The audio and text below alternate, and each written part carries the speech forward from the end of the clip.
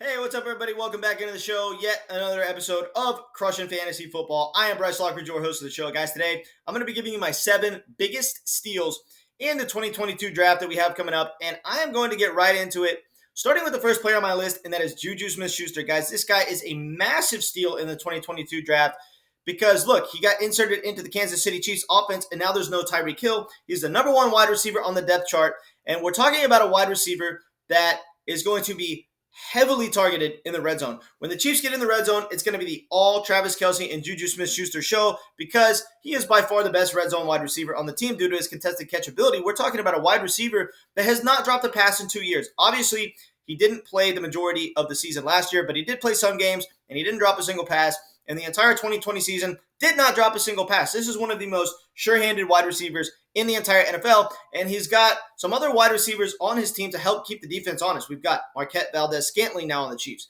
We've got Micheal Hardman on the Chiefs. These are guys that run sub 4.35 40s and are going to be very good at taking the top off the defense, stretching the field, and keeping the defense honest, and allowing JuJu Smith-Schuster to eat underneath in his routes. He's going to be an absolute PPR monster. He's going to be a red zone target hog, and he's absolutely going to go off in this Kansas City Chiefs offense. I don't know why people are sleeping on JuJu, but he's one of the biggest values, one of the best steals in this year's draft. Next player on my list is going to be Van Jefferson, guys. I love Van Jefferson coming into this year. Now, obviously, we've got to keep an eye on what goes on with Odell Beckham Jr. because if Odell Beckham Jr. resigns with the Rams, I don't like Van Jefferson as much due to there just being way too many targets and way too many mouths to feed on the team. But as of right now, we've got Allen Robinson, Cooper Kupp, and Van Jefferson as the main receivers on the team. This team loves to air the ball out, and they've still got a very good deep ball thrower in Matt Stafford. Obviously, Matt Stafford's older, but make no mistake, he can still throw the deep ball. Fun fact, Van Jefferson was actually the number 2 targeted wide receiver on this team last year after Cooper Kupp. So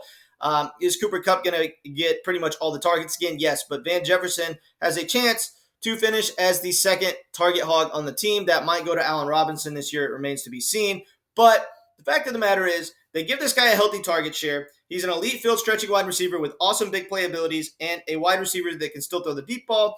He's the product of a very high-scoring offense, thus giving him higher touchdown upside than most big play wide receivers. And they do actually target him in the red zone. Most field stretching wide receivers are strictly used for big plays, but the difference in Van Jefferson and a lot of the field stretching wide receivers is they are not afraid to use this dude as a red zone target. He's actually a pretty good contested catch wide receiver that can dominate in the red zone as well. So he's got that ability. So I think he's going to be an absolute steal in this year's draft. A lot of drafts he's actually going undrafted. This blows my mind, but in some 12-man mock drafts and especially 10-man mock drafts, this guy's going undrafted. It's absolutely ridiculous, and this guy is one of the biggest steals in this year's draft. Next player on my list is going to be Rhamondre Stevenson. Now, guys, Rhamondre Stevenson is going 50 spots later in the draft than Damian Harris. This is crazy considering the fact that he is going to be the PPR monster for the team. We know that he is going to get almost all of the passing work, and he's pretty much the 1B to Damian Harris at this point.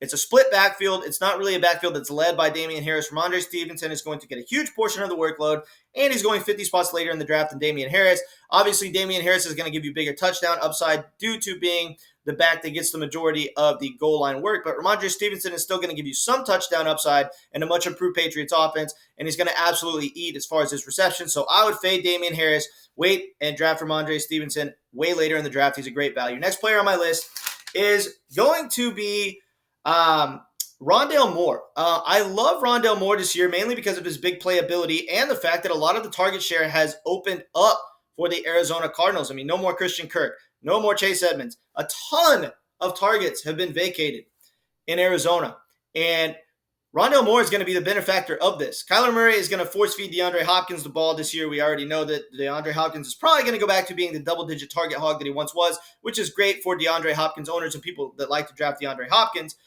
But if you're looking for upside in the later rounds, Rondale Moore is a great pick because he has awesome big play ability and does have a quarterback in Kyler Murray that can definitely throw the deep ball. And we saw that this quarterback-wide receiver connection last year was actually very good. Whenever he got his opportunities, Rondale Moore was dominant. We're talking about a guy that runs a 4.29 40. He has world-class speed. He is one of the fastest wide receivers in the entire NFL with a quarterback that's actually competent enough to get him the ball downfield. So I like Rondale Moore's upside. Next player on my list is going to be Leonard Fournette. Now, obviously, most of the players on this list are going between pick number 50 and pick number 150 in the draft, because we're talking about players that we're going for value, right? We want to, wait till the later rounds and get a player in the later rounds that gets us, top 3, 4, or 5 round value. But Leonard Fournette, despite having to be taken in the 3rd round, I think he's still a steal this year. If this guy is not a top 10 running back on the board, he's a steal.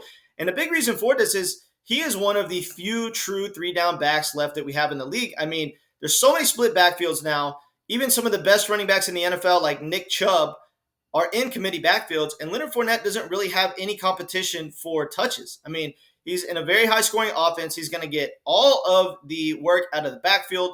He's going to get all the passing work. He's going to get all the rushing opportunity share. So considering the fact that he's going to get all the work in a very high-scoring Tampa Bay offense, if he is not a top 10 running back off the board, then he is an absolute steal in the draft. This dude, I think his ADP is going to shoot up as we get closer and closer to the season. But if it doesn't, and he's not a top 10 not a top 10 running back off the board, then he is an absolute steal for me. Next player on my list is going to be Mike Williams. Now, I like Mike Williams mainly because of his tremendously high weekly ceiling.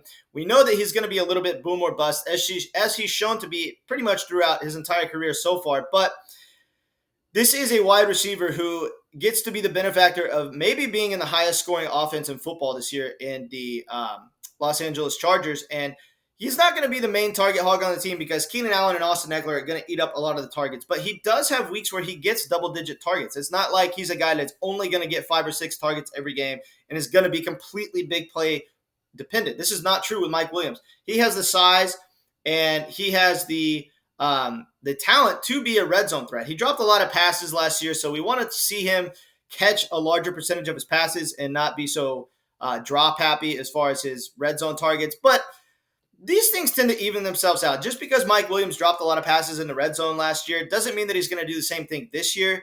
And we know that he has awesome big play ability and a very high scoring offense. He's an alpha dog wide receiver at 6'4" with a 4.5 40 time. This dude has the athletic intangibles and all the makings of a great wide receiver. And I think that there's a possibility, despite popular belief, that he actually has his best fantasy season in his career this coming year. And a lot of people, after his hot start last season and seeing him slow down, would think that might be the best fantasy season that he ever has. I'm not completely sold on that. I think that Mike Williams can outdo his performance from last year being on this high-scoring Chargers offense. Last player I have here on my list is going to be Micheal Gallup. I have been talking about Micheal Gallup a lot this offseason, and a big reason for this is because I think that he might be hands down the biggest steal in the entire draft.